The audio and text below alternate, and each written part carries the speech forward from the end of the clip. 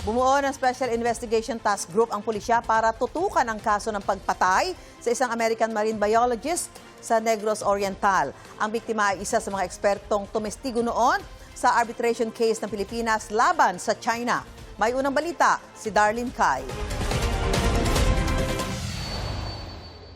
One of the things that we have to worry about because of the destruction that was done in the West Philippine Sea, that the amount of resources that are available for the Philippines have actually diminished. And there's some actual evidence for this. Noong 2019 sa pagdinig ng Kamara, nagbabala ang American marine biologist na si Dr. Kent Carpenter sa pagkasira ng mga coral reef sa West Philippine Sea dahil sa pagtatayo ng artificial islands ng China. Bago niyan, isa si Carpenter sa mga ekspertong tumestigo para sa Pilipinas sa inihaing arbitration case laban sa China noong 2015. Pumabor ang Permanent Court of Arbitration sa Pilipinas noong 2016. Hindi yan kinilala ng China lalo't nabasura ang 9-dash line o historical claims nila sa South China Sea. Bagamat nahinto saglit ang reclamation activities ng China dahil sa ruling, naging aktibo ulit ang China noong 2018 na ikinasira ng mga bahura o coral reef. We assume that it will take decades, if not centuries, for coral reefs to be reestablished at the islands that were destroyed. Ikinampanya rin ni Carpenter bilang marine biodiversity expert ang pagprotekta sa Verde Island Passage sa pagitan ng Luzon at Mindoro na isa sa mga sentro ng marine biodiversity sa mundo. Malagim ang sinapit niya nitong gabi ng Linggo. Habang nanonood ng TV sa kanyang bahay sa Sibulan, Negros Oriental, pumasok ang tatlong lalaking nakabonet at binaril sa ulo ang 73-year-old na biktima.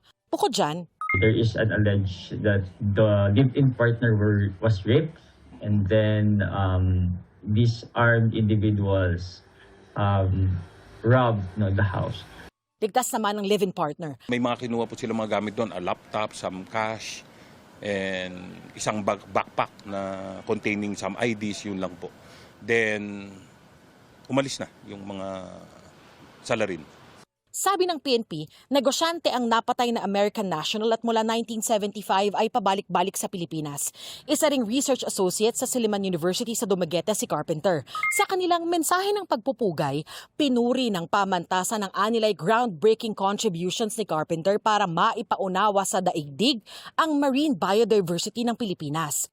Inalala rin ng maritime law expert na si Jay Batong Bakal ang mga salaysay ni Carpenter sa arbitration case ng Pilipinas, gaya ng mapanirang pangingisda ng mga Chino sa ating dagat. Nakagugulat anya na nangyari ang krimen sa ika-isang dekada ng arbitral victory ng Pilipinas. Hustisya ang kanyang panawagan. Bumuo na ng Special Investigation Task Group ang PNP. It could be connected dun sa kanyang trabaho, pwedeng sa personal life, pwedeng sa business if there's any. Yun po, titignan po natin lahat. Or it could be normal talagang robbery lang. May person of interest ng mga investigador. Ito ang unang balita. Darlene Kai, GMA News.